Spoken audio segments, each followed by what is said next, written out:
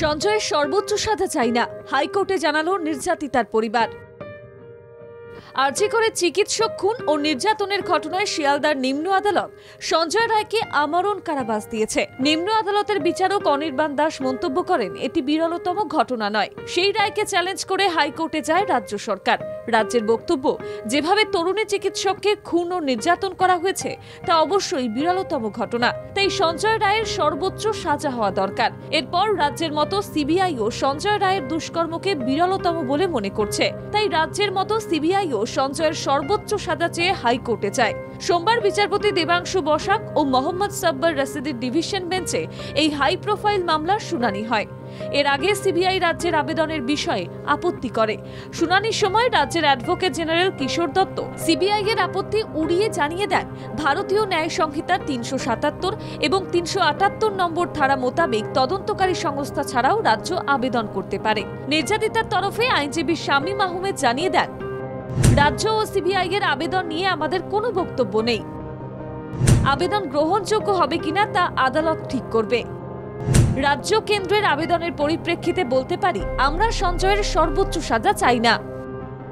যারা ওই ঘটনার সঙ্গে জড়িত তাদের সবাই তদন্তের আওতায় নিয়েছে এবং বিচার বিভাগে বিচারের মধ্যে এনে কঠোর থেকে কঠোর শাস্তি দেওয়া।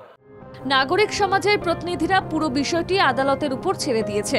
আদালত এই বিষয়ে পর্যবেক্ষণে যা তুলে ধরবে সেটাই বড় বিষয় বলে মনে করছেন রাজনৈতিক বিশ্লেষকরা। বিচার ব্যবস্থা কারুর চাওয়া না চাওয়ার উপরে দাঁড়িয়ে থাকে না। উনারা চাইলে কি হবে, উনারা না চাইলে কি হবে, তার থেকে বিচার বিভাগ কি বলছে সেটা আমাদের মেনে চলতে হবে। সুতরাং এখানে হঠাৎ করে উনারই বক্তব্য, যেটা সংবাদ মাধ্যমের কিছু সংবাদ মাধ্যম বহুলভাবে প্রচারিত করছে এবং ভীষণভাবে গুরুত্ব দিয়ে প্রচার করছে, এটা মনে হয় আরো বেশি মানুষের মধ্যে বিভ্রান্তি ছড়ানো হচ্ছে। বিজেপির নেতা ও আইনজীবী কৌস্তব বাগচি অবশ্য নির্যাতিতার পরিবারের স্ট্যান্ড পয়েন্টকে সমর্থন করেন।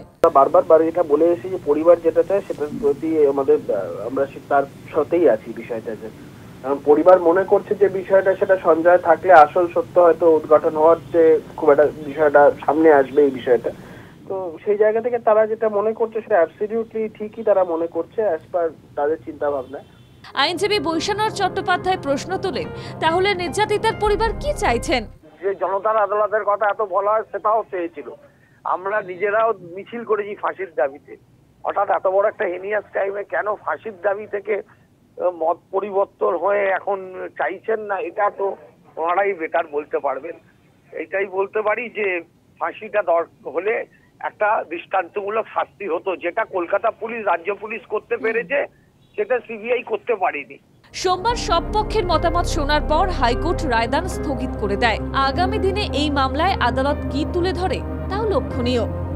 ব্যুরো রিপোর্ট, বাংলা জাগরণ।